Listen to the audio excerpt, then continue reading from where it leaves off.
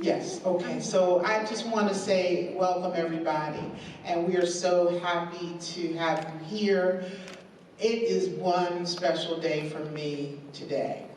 I am going to talk to a very, very, very much admired person. Dr. MOLETTE has been an inspiration to me, and I'm going to share a little bit about him. He and his wife, Dr. Barbara MOLETTE, will be presented with the Distinguished Career Award today. Dr. Barbara MOLETTE posthumously, and Dr. Carlton MOLETTE here today. They are the authors of numerous plays and books, scholarly articles. The MOLETTEs have received many honors for their work, including the Connecticut Commission on Culture and Tourism, Playwrights Award, the Black Theater Network's Lifetime Membership Award, the National Black Theater Festival's Living Legend Award, and the Atlanta Black Theater Festival's Legend Award. I'm going to share his bio through him. So we're going to do this a little bit different. Rather than read it to you, we're going to talk about it. And he's going to share his experiences with you. I don't believe I'm getting emotional. I don't think he knows how, I don't think you know how much you mean to me. I really don't. I have been following your career since I've been in theater. One of my favorite plays ever, and I've been going to plays since I was a little girl, was one you and Dr. Barbara MOLETTE wrote, Legacy. But we're going to talk about that later, but what I want to do is just talk about your life.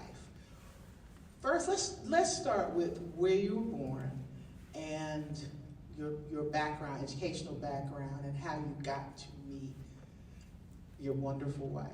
Okay. You talking about going way back. I was born in 1939 in Pine Bluff, Arkansas.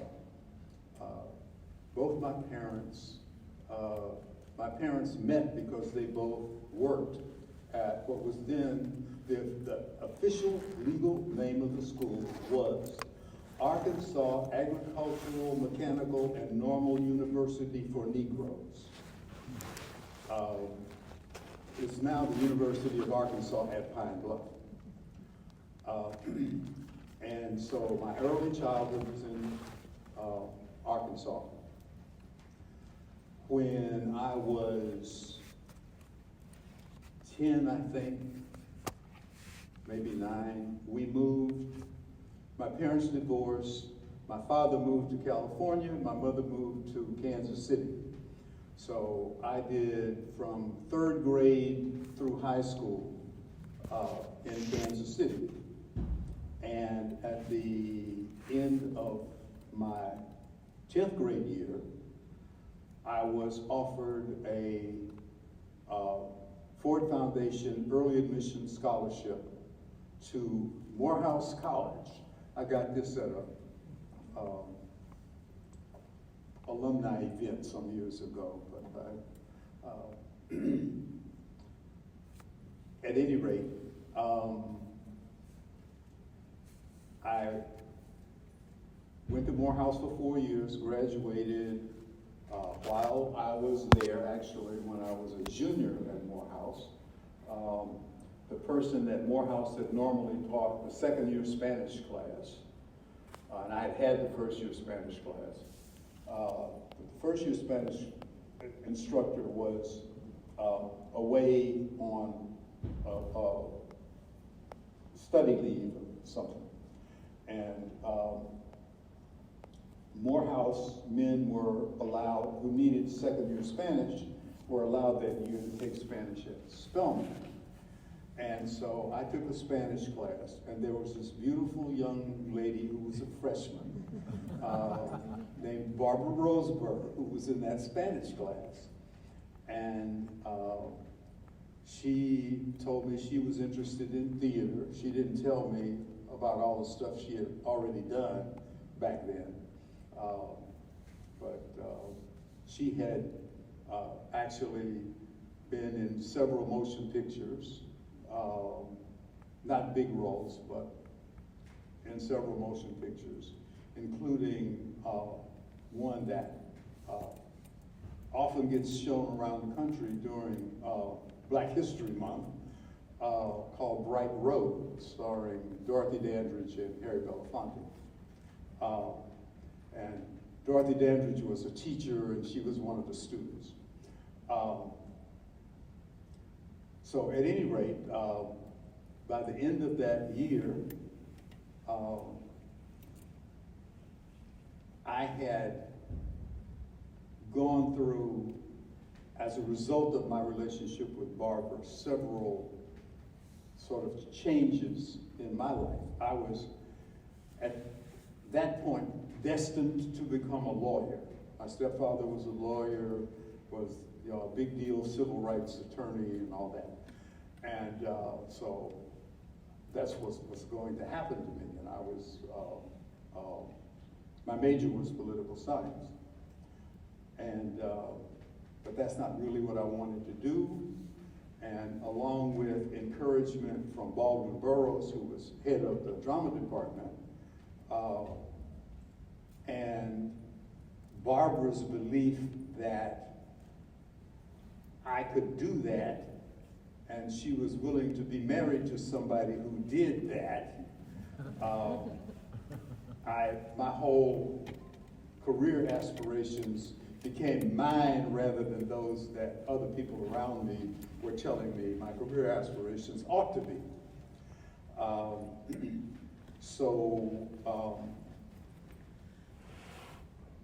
At any rate, a couple of years after that happened, we got married, and my first job was at Tuskegee University now, Tuskegee Institute then.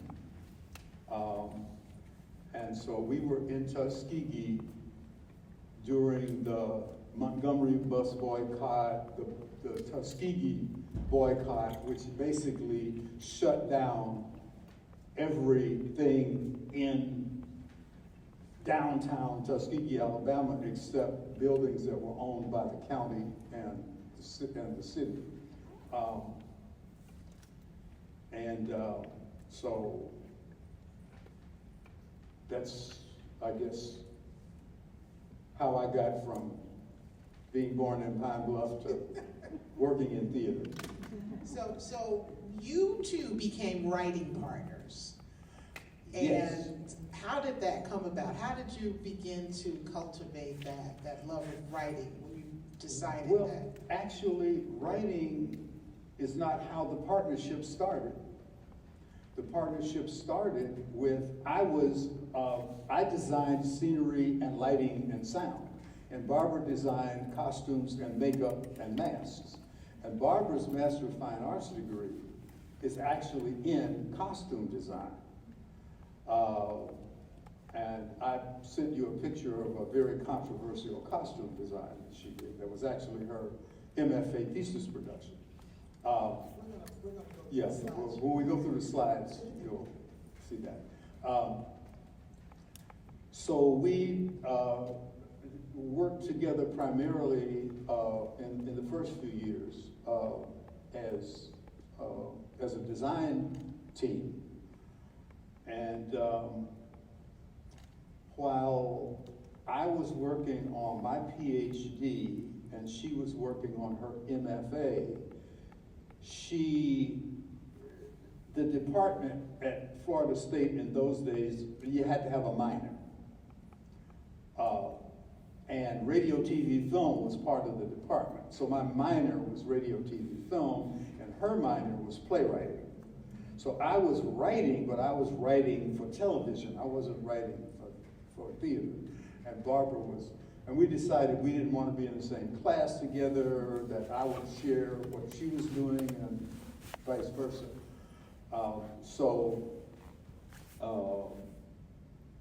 The first She wrote a play entitled Rosalie Pritchett that she wrote for a playwriting class while we were in Tallahassee. A year later, we were both on the Spelman faculty in Atlanta, and she was the costumer, and I was directing and teaching theater history class. This was, I think it was probably one of the first black theater classes, at a college in the country at the time. And Baldwin taught an African theater class, and I taught African American theater. And we changed the inappropriate name of what everybody used to call the history of the theater to history of European theater, because that's what it was. And to this day, I think most schools haven't gotten to the point where they're willing to properly label that class, but that's a different story.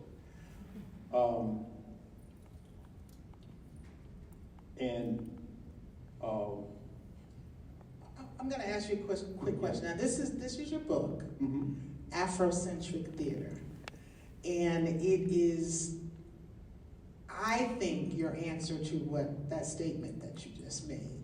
So, this is a book that's being utilized and read in many courses and has been for 25 years.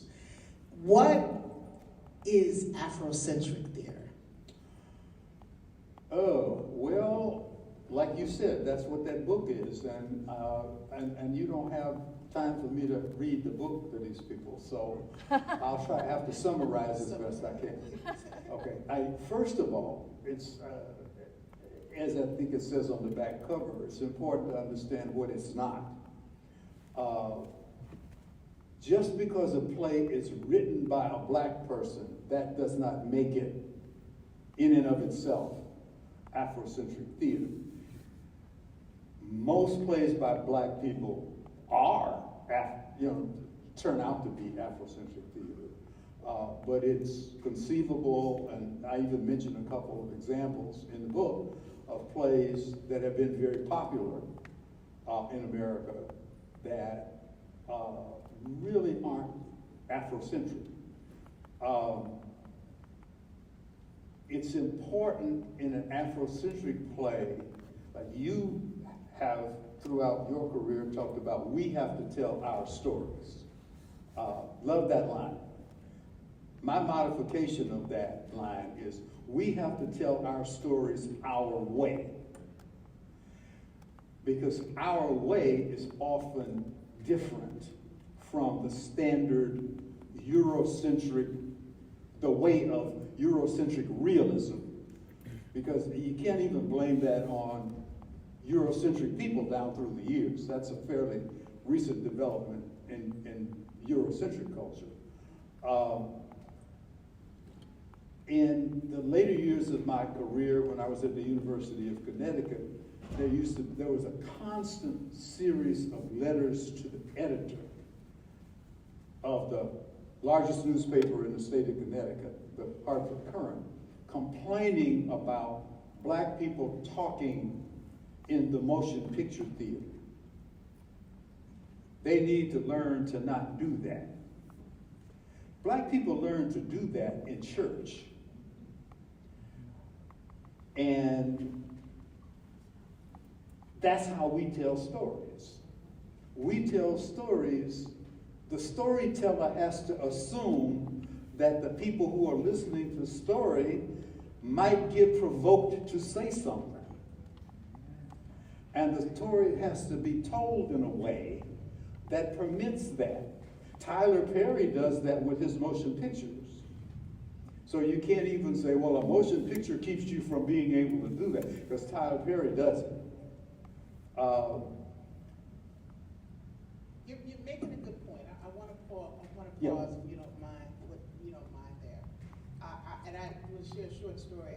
I attended a majority white church for 8 years because it was a church that my children loved to attend. Sorry about that. Loved to attend. So we, in supporting them in their pursuit of spirituality, we attended the church as well. And during the sermon, the pastor was speaking, and I said, "Preach." And everybody went. Exactly. And he hit me again with a good line, and I said, "Preach." And he looked out to the audience and he said, "I'm trying to."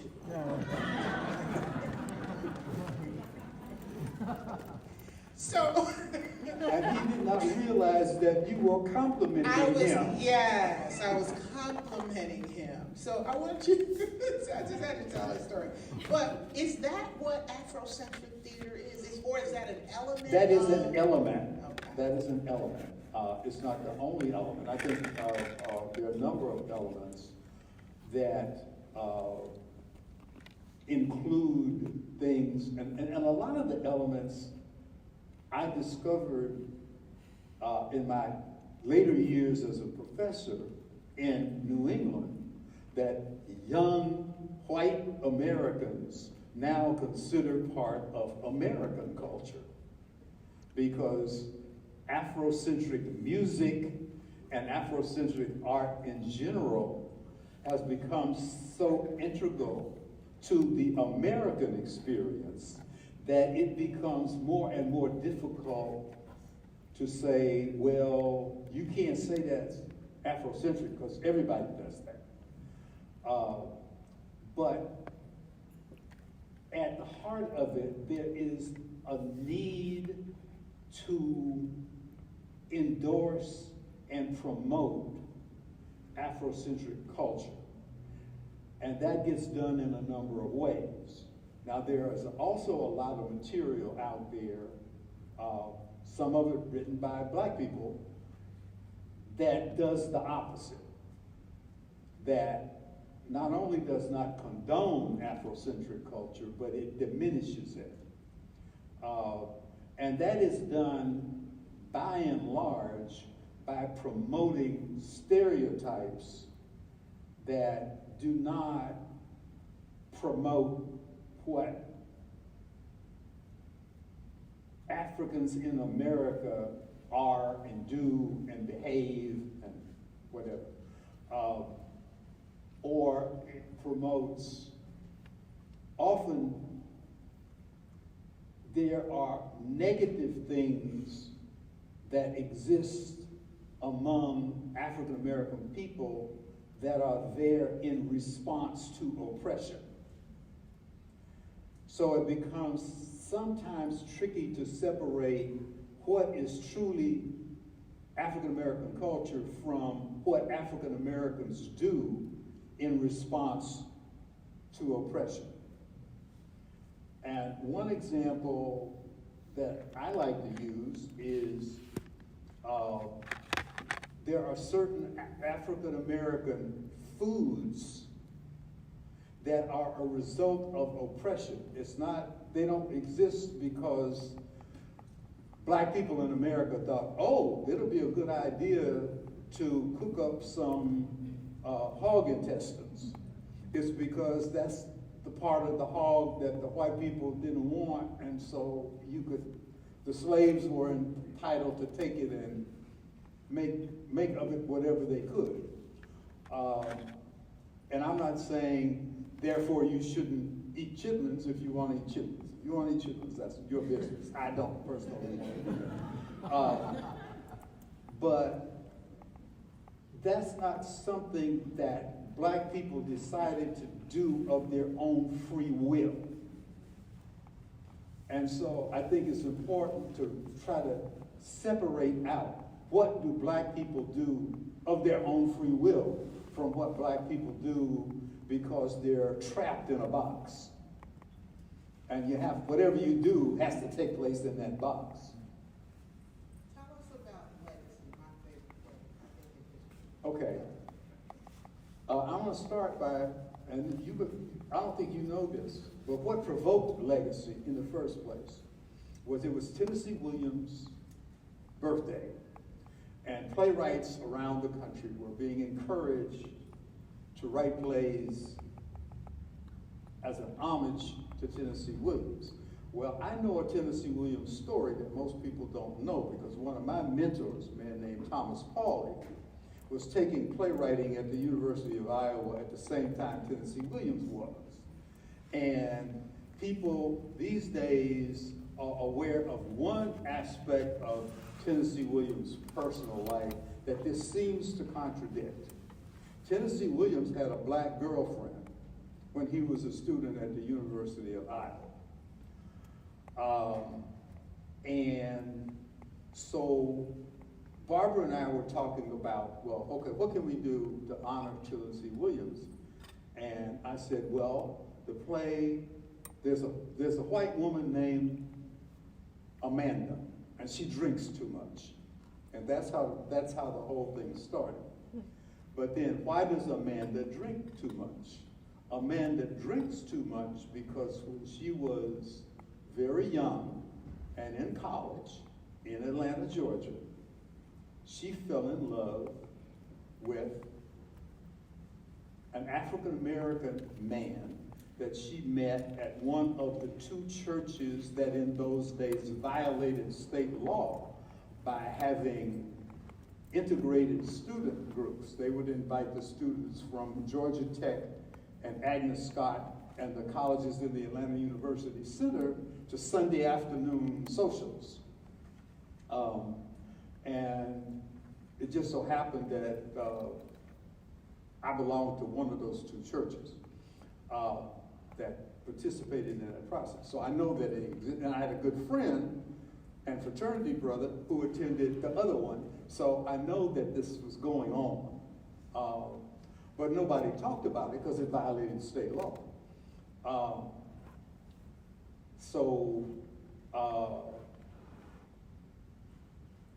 She fell in love with this man, but they are not together because she was locked into the social strata. Her father was fairly wealthy, and she inherited his wealth. This is Amanda, the main character. Amanda, the main character in the play. Okay, so she fell in love with this man. He went on about his life. He even had a plan because he went to Meharry, to medical school. And there were a lot of students at Meharry who... A historically black medical school near Fisk University, historically black college, where at that time the vast majority of the women at Fisk could, quote, pass for white. Now that's a fact, okay? Nobody wants to talk about that fact because if you talk about that fact, you have to ask the question, well, how did it turn out that all these black people look like they could pass for white? And apparently, the factual information to explain why causes discomfort among some white people. Therefore, we don't talk about that. So at any rate, he had explained to her, well, you know, I can't pass for white, but you can pass for black. And she decided not to do that. So that's why she drinks too much, and she's never been married. Now, actually, during her lifetime, she had two boyfriends, because her boyfriend, when she was in high school, went to Georgia Tech, and got into ROTC, and became an Army officer who was killed in World War II.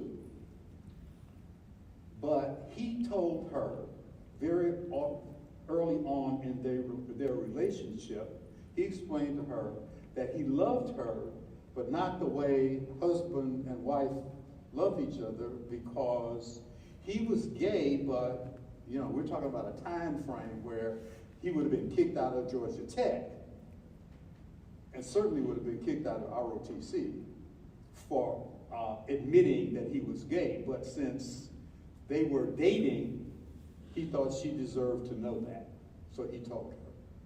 So she's had these two encounters with men that she fell in love with, and neither one of them worked out.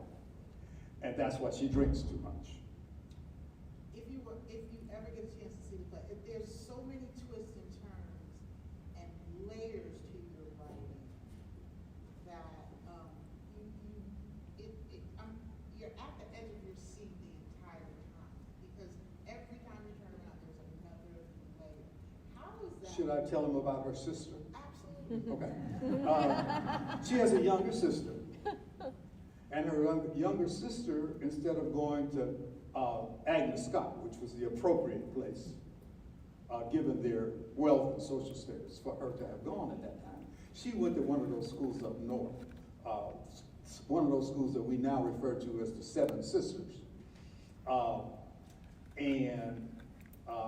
While she was there, she met a young man who attended Harvard, and he was from one of those little countries where they speak French, was all that Amanda knew at that point. And she fell in love with this man, and they eloped because he had a job. His family was a big deal in this little country, and he had a job waiting on him at their embassy in Paris once he got his Harvard degree. So they got married in France, and that's where they've been. And only when their daughter enrolls in the same Seven Sisters college that her sister attended, does Amanda discover, number one, that their almost grown daughter is now a freshman at one of those schools. She has invited herself to come down to South Georgia during her Christmas break. And so when she walks in the door, this brown-skinned girl walks in the door, and that's when Amanda discovers that this Harvard man that her younger sister fell in love with was from a little country that speaks French, but it's a little country in Africa that speaks French.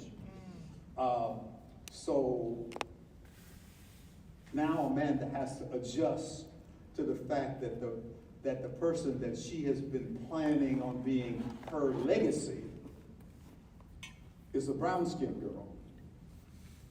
And then it moves on from there with now the brown-skinned girl is in a little town right outside Tifton, Georgia, for the Christmas holidays. And Amanda has to deal with the reality of the fact that her niece is black. What I love about the piece is how Amanda, she's this high society person, and she puts on this front, and she's told the whole community that her niece, her French niece, is coming to town, and how that plays itself out. It's brilliant. Y'all get a chance to see it. Let's talk a little bit more. I'm sorry about the mic. I'm just so intrigued with these stories. Let's talk a little bit more about Afrocentric theater and what that means, and what's the difference, and why did you title this Afrocentric theater? What is the difference? And I know you touched on it a little bit. If you could just highlight some key points, because at the end of the book you talk about key questions that have to be asked in order to understand when you're mounting a play that could fall into that category. Okay, I want to divide that into two questions. Sure, the second question is, why all those questions at the end? But the first question, first of all, the original title, that's actually the third edition. The first two editions, the publisher said the title has to make sense to librarians and how they will classify the book. So the first two editions are called, he said, we have to call it Black Theater. So I said, okay.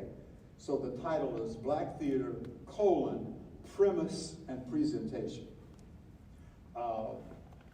And lots of people talk about the presentation, but very few people talk about the premise.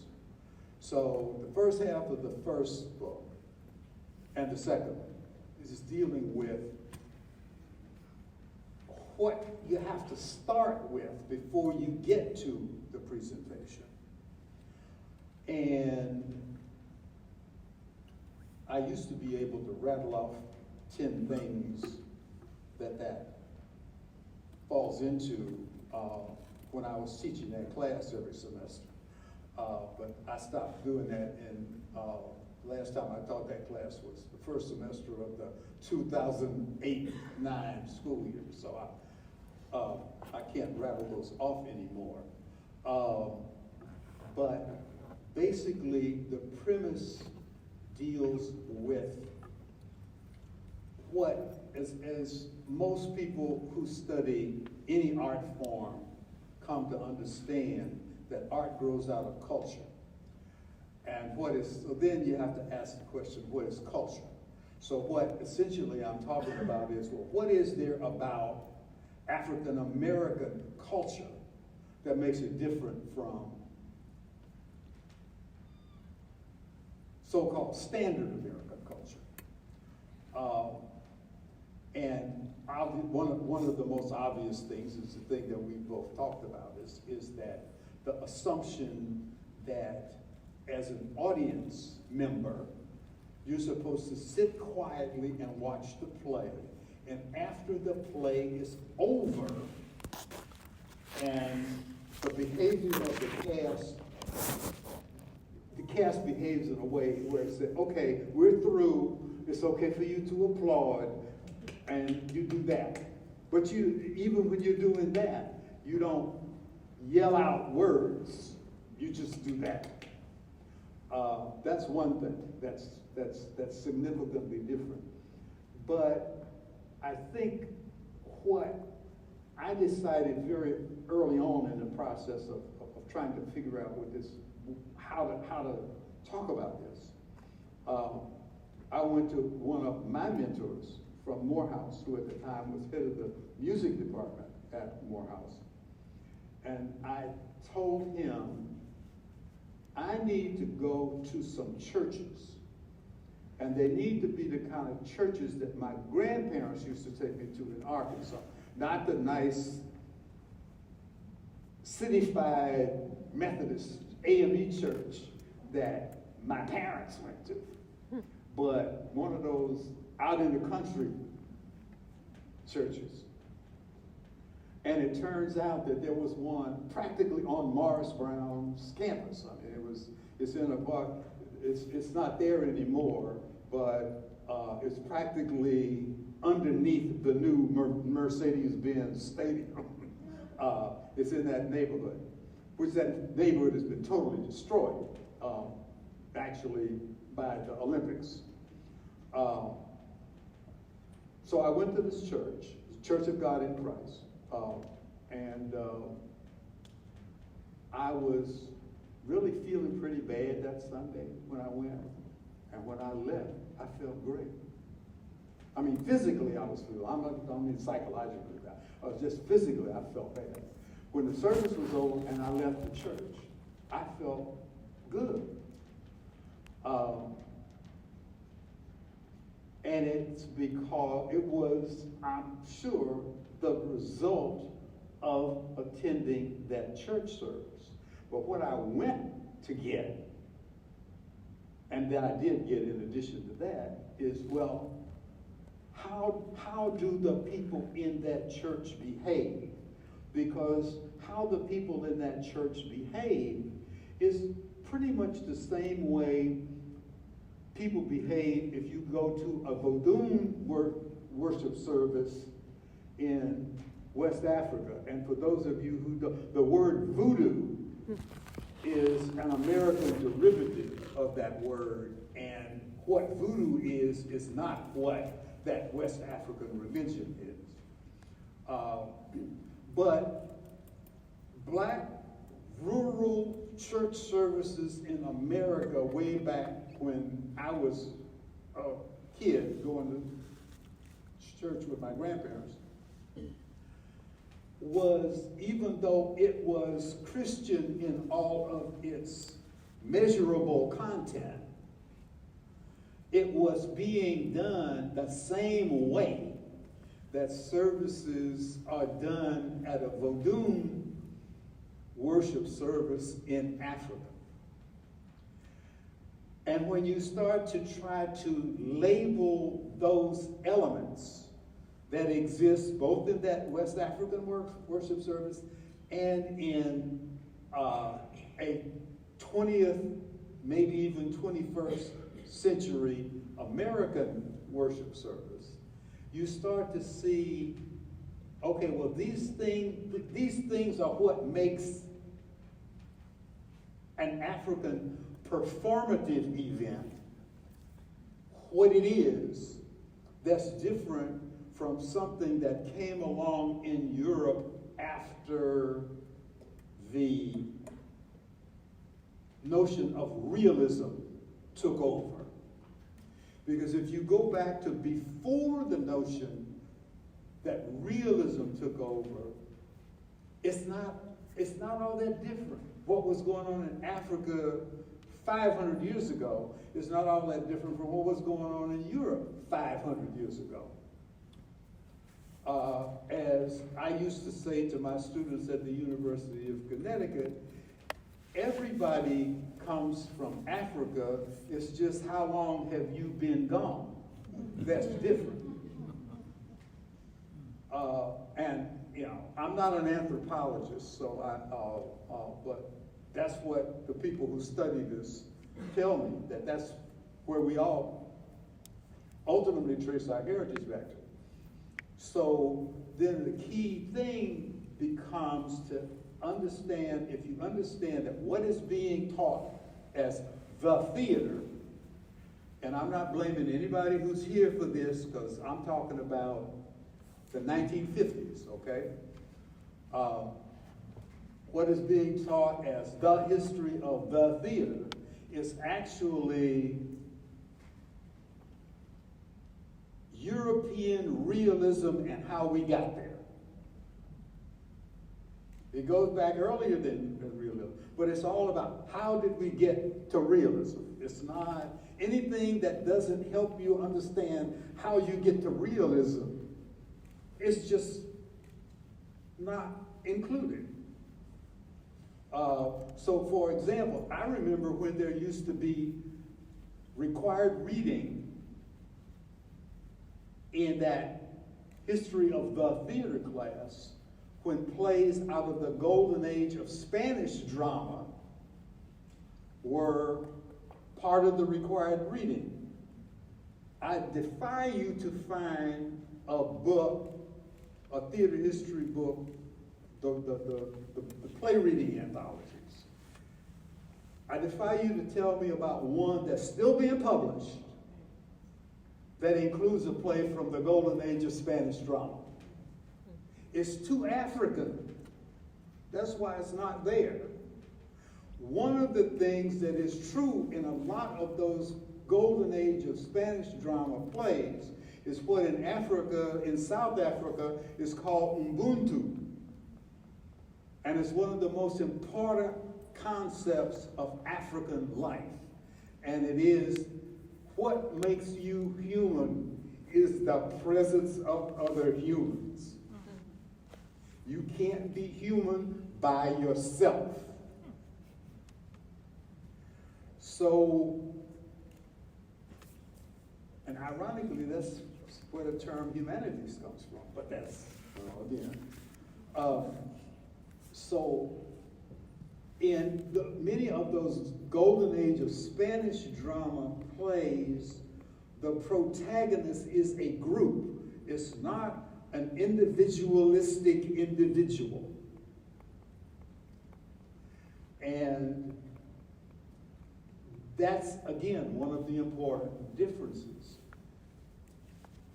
in the notion of how you tell a story in an African context is you understand that you're not trying to separate out an individual from the other individuals in this group, which is why one of our plays takes of the Othello character and gives Othello a family, even though it's after Othello is dead. But Shakespeare's Othello has no family. He's just out there in the universe all alone.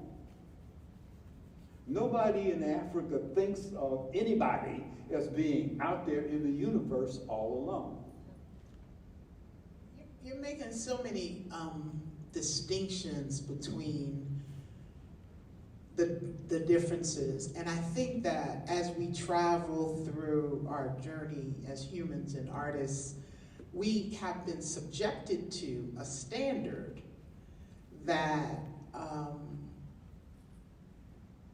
if you are really going to be true to yourself as an artist, you can't achieve, especially as a Black artist. Yeah. Can you speak to that European standard that has been set, and also how has that kept Afrocentric artists from being able to gain momentum and go ahead. Well, okay, so to continue on the notion of Ubuntu, all of Shakespeare's greatest plays are about an individualistic individual. Most of them have a title of that individual's name. Hamlet is a unique character. He doesn't belong to a group. When you think about it, he doesn't have connections. He doesn't need other people to be who he is. If you think about it from an Afrocentric perspective, you need those other people. One of my early run-ins with this phenomenon that you're asking me to explain was in a costume design class, because although I was basically studying scenic design and lighting design, my major professor at the University of Iowa said, well, there's this really good costume designer who's actually on the faculty of Northwestern, but he's working on a PhD at Iowa. He's going to be here for the summer. You need to take his class because you'll get a unique perspective from him. So I signed up for the class. The final project, we could pick a play, any play, long as it was written by William Shakespeare, and design costumes for it. Naturally, I'm sure you all figured out already, I picked Othello. And I costumed Othello in African clothes. Now this is a graduate class. He gave me a C+ on my designs. Why? Because Othello would not do that. Now, I've been around a lot of African egos in my life. African egos that have been unfettered by growing up in America. And if they ended up in Europe, anywhere in Europe, they would have still continued to wear African clothes. I'm sure you know some people like that. And so it's like, what is there about this character if he is big enough and bad enough to be the general, the commanding general, then he can wear whatever he wants to wear. I mean, people don't realize this, but today in the United States Army, if you're a 4-star general, you can design your own uniform. You don't have to wear what other people wear just because you're an Army officer. You could, I mean, if a general, 4-star general in the Army decides he wants to wear red, he can wear red. There's nothing, there aren't any rules that prevent that. Othello was the commanding general. I costumed him in African clothes, and I got a C+. And the trick is, I didn't get an F. I got the lowest grade I could possibly get without getting kicked out of grad school.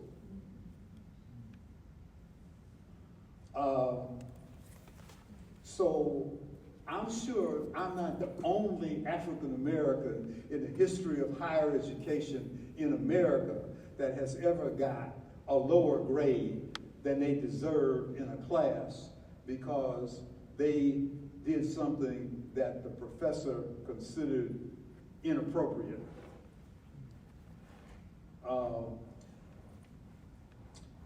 I know that there's some people out there who could testify, but we'll skip that. I'm sure as well, and you'll get a chance to ask questions. Chad, let's put up some slides. We've got some slides. You sent me, oh my gosh, so many. And I'm glad you put that one up. Okay, I want you to talk about these. I'm sure there's stories. First of all, I have a former student in that slide. Reading from left to right. Anita James, that was her maiden name. By then, she was Anita James Wilson. If you watch some old TV shows, you've probably seen Teddy Wilson in some old, when they first started doing black cast television show. Anita, on the front row, that would be Anita, Esther Roll, and Clarice Taylor. Well, most people have seen Esther on television.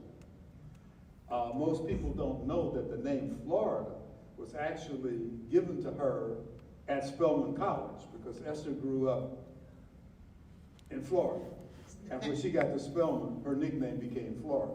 So what is this a picture of? It's a picture of a play called Rosalie Pritchett that started off as as a class project. And the original play, that would have been the entire cast. And at some point, after Barbara had gotten her MFA degree already, so this was not me helping her with a school project, I said, well, the basic plot is that Rose, the woman of the main character, is so happy that the National Guard is there to keep those lower class Negroes from tearing up the black neighborhood. And so then when she leaves to go home, and in the original script, she's a waitress. And so she gets off from work late at night and she's going home. And she gets stopped by a group of white National Guardsmen who rape her. But the play takes place after all that happens. And the woman, and so the central character, at some point after she graduated, I said, well, we need to introduce the black soldiers. And she said, you've been in the Army, you've been in the Army Reserves, you write the black soldiers. And that's how it became a joint. That became our first co-authored play. Wow. As a result of that. Gotcha. Now, Esther Roll was the character, for all of you who may be too young to know, there's a show called Good Times that was on in the 1970s. It was one of the first black sitcoms, and that's her in the center. Let's go to the next slide, because we've got a lot to get. And actually, there are two other people that eventually hit. The Roxy, the standing up on the far left. Roxy was the black wife of the white guy who lived next door to the Jeffersons. The Jeffersons. If you remember moving that. on up, right? Yeah, moving on up to the east side. Now those are the characters that I added that are up on the screen now. For Okay, Who for was the, Rosalie who was the Pritchard. national, for Rosalie Pritchard, who was the Okay. National Guard. people. Next slide, please. That's the original production of Rosalie Pritchard, which was the Morehouse Spelman Players. And Louis Maza designed what was sort of a Mondrian painting looking thing, but it was actually rear screen projections. So that the whole time, so that's Rose in a hospital gown. And so she never actually physically comes in contact with the people that she's playing bridge with, who are on the other side. And that's probably enough about what that slide is. Okay, that next slide is the first production of Dr. B.S. Black. And Barbara did not work on that, because Barbara was working on Rosalie Pritchard when I was writing Dr. B.S. Black. Dr. B.S. Black started off, it was my first, not my first directing job at Spelman, but my first non-student directing job at Spelman. One of the things about my career that I did not mention is that by the time I got my bachelor's degree, I had directed 4 plays. I don't think there's any predominantly white institution that would have allowed that to happen. So that's enough about that. So anyway, that's a different play, but that's up now. So we'll get back to Dr. B.S. Black. That was the non-musical version of Dr. B.S. Black. So that is up now is my first production after I got out of the Army, which was at Howard University, and I designed the set. I did not direct that. Ted Shine directed that, and Harold Wheeler was the musical director, and he was a student at Howard at the time. So fast forward to, I think it was like 2021, when there were 4 rather elderly black presenters at the Academy Awards that were former students of mine. LaTanya Richardson, who just directed on Broadway, August Wilson piece, Samuel L. Jackson, and Harold Wheeler. And so the majority of the black folks that showed up on camera that year at the Academy Awards were former students of mine. Next slide. Same play. That is the musical, what is the name of that musical? I'll think of it as I go along. The 2 characters in that first, let's leave that up for a minute. Those 2 people, the male is the former head of the drama department at Miami-Dade College. And the female in that production, that slide, is the woman who took over the role of Ludi Bell on Broadway in the musical Pearlie after, what's her name, left the show. She was the original understudy. Melba Moore, yeah.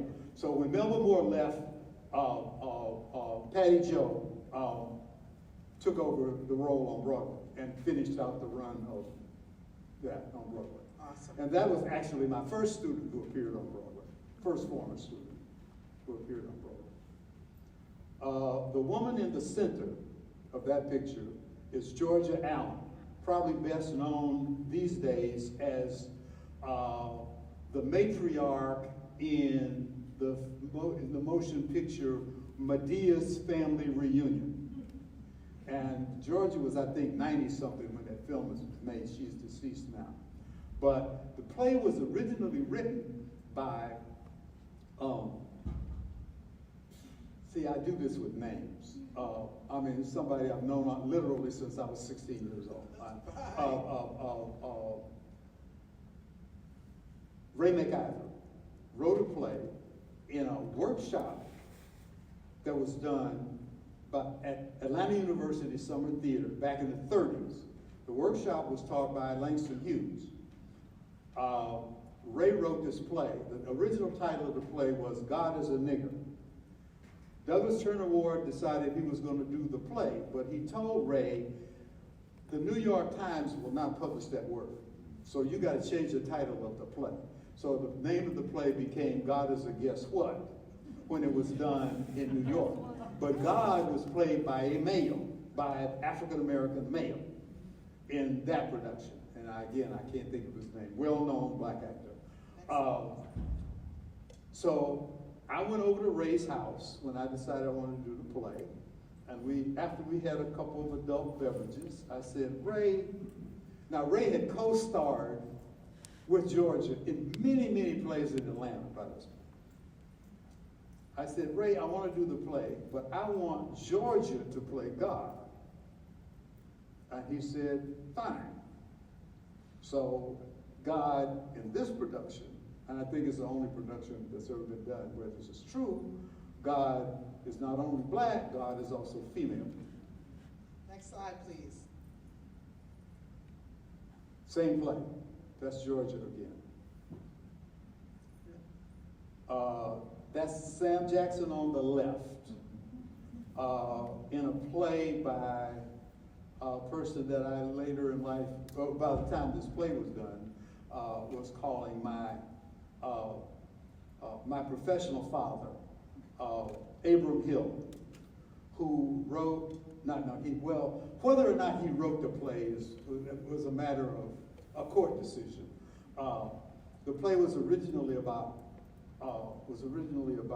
Polish immigrants, and Abe redid it, and he did not change the name of the play, and he did not claim to have, all he claimed was that he had adapted it, but then there was the legal battle was over whether or not he deserved playwright compensation for having adapted the play. The name of the play is Anna Lucasta. It was, for many years, the longest running non-musical black cast play on Broadway. But anyway, that's Sam doing the leading role. And it's a play in which there's this very upwardly mobile black socialite family has a debutante ball. And the socialite husband is a real estate man. And he's trying to sell this woman who has hit the number a house. And so she's got a lot of money to spend on a house. And so when she says when she wants to come to the debutante thing, he says, sure, fine, come. So she says, well, can I bring my friend? And he says, of course. And that's the friend. In the original production, it was done with in the days of the zoot suit. And 1970s. So by the time we get to the 70s, Abe is saying, well, people keep telling me that this play is dated. And Barbara jumped in and said, the only thing that's dated is the costumes. But we can update the costumes. So that's why. So that's Barbara's costume design for the updated thing that was originally in the 30s, a zoot suit. Well, in the interest of time, just keep the slides going just a little bit. Yeah, but I want to give anybody in the audience an opportunity to ask a question. So if you have a question, that's LaTanya raise your in the hand. front, and that's Sam in the middle. That's LaTanya in the front, and that's Afimo Omalani, whose name was Ken Lee when that was done. But Ken is a good example, or Afimo is a good example of an actor who chose a different path. He could be, and when I was casting plays, he and Sam were often vying for who got which roles. And in this play, he won. But Afimo is currently the co-head of Hosea Williams' Feed the Hungry. And his side gig is acting. But he's also a reoccurring actor in a television series as well. Yeah, he's been done several television, and he's been in like the film Drumline. He's plays the president of the college in Drummond. All right. So what we're gonna do is, as the slide goes, let's address some questions. This is when you did your reading at the Atlanta Black Theater Festival. Oh, you snuck in a picture that I didn't know about. And this is another time when you imparted your wisdom on our students at that time. There he is with his mouth open again. And this is when you received the award, the Atlanta Black Theater Festival Living Legend Award. And then that's you.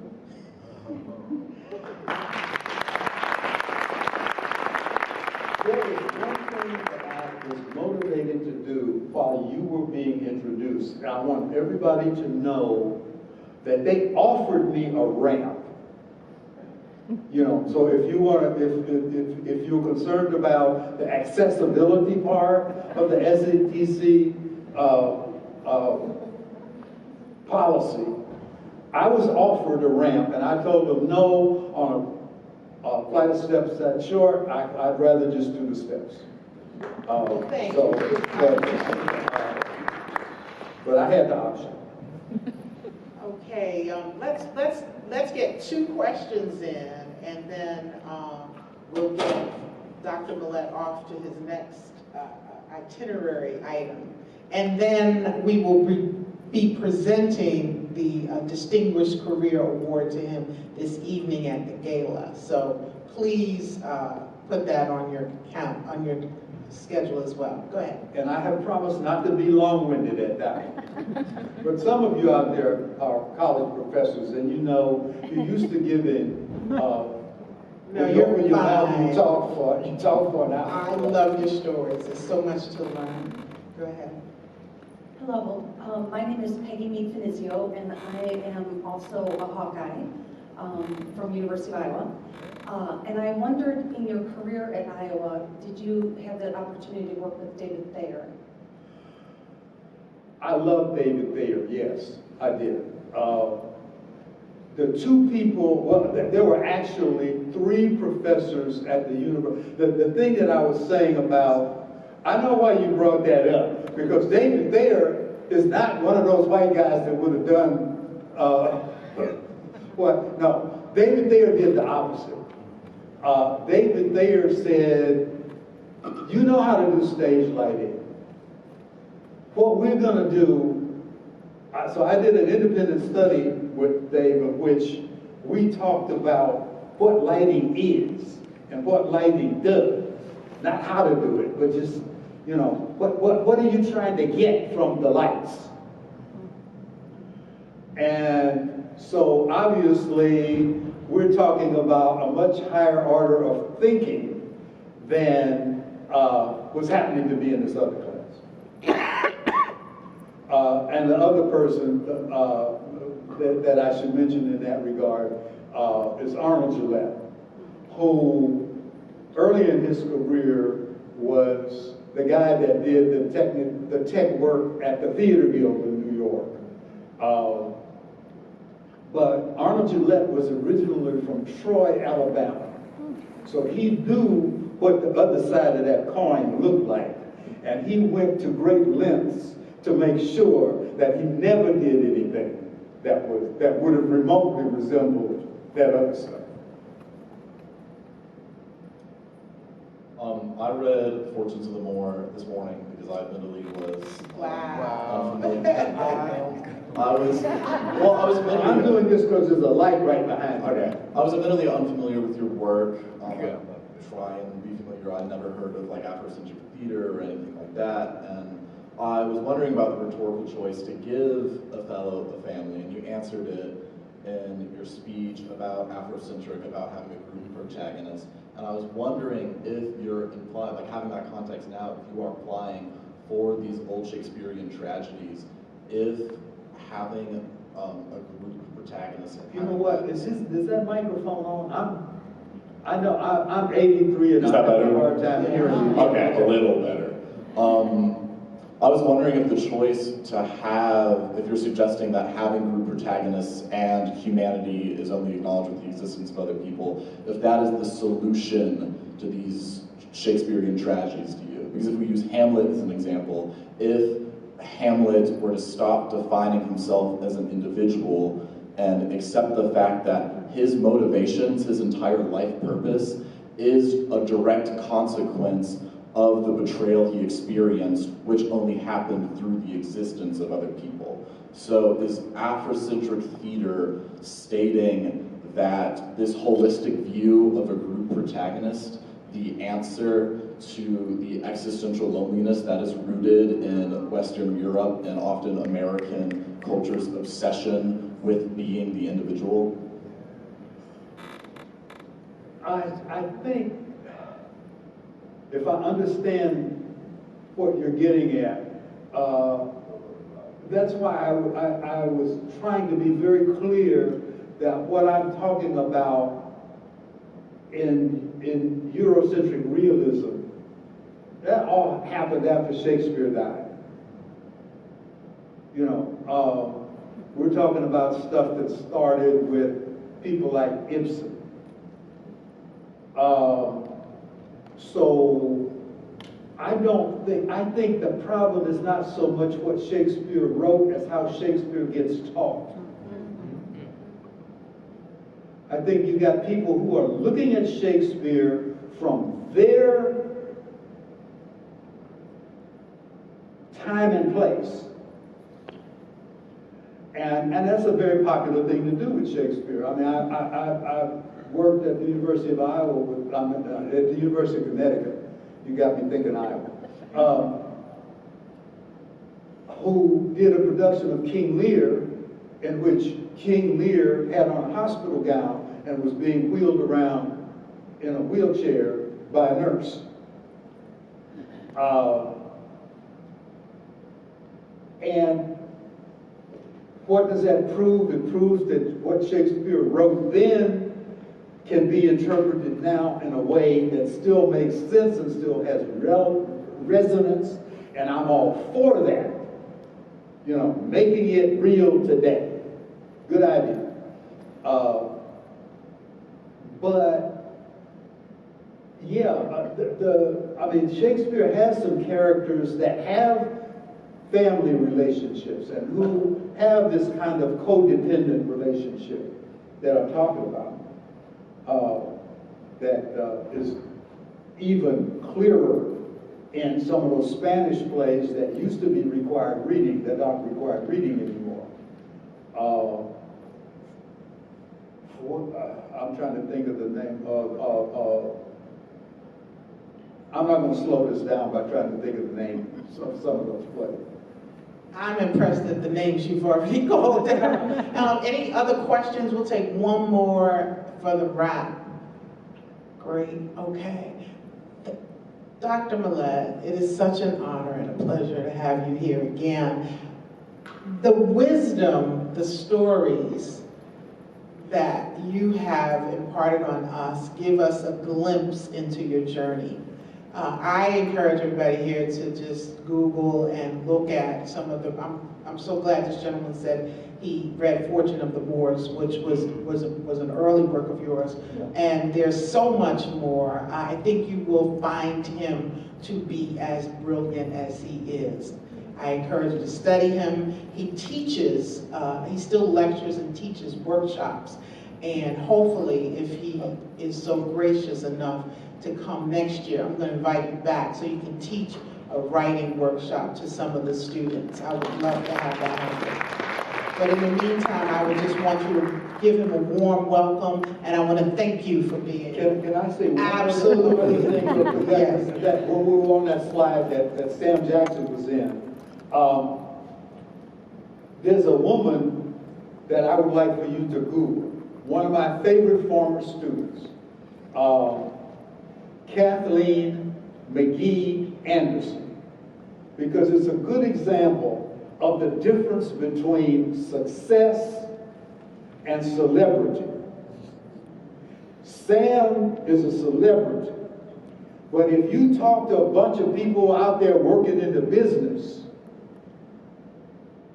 Kathy is doing it. She received the NAACP Image Award a few years ago. I can't tell you all the wonderful stuff, but Kathy hires people. So those of you who, want to get a job in TV, you've been a lot better off knowing about Kathy than you are knowing about Sam. Thank you so much. Let's give Dr. Millette a round of applause.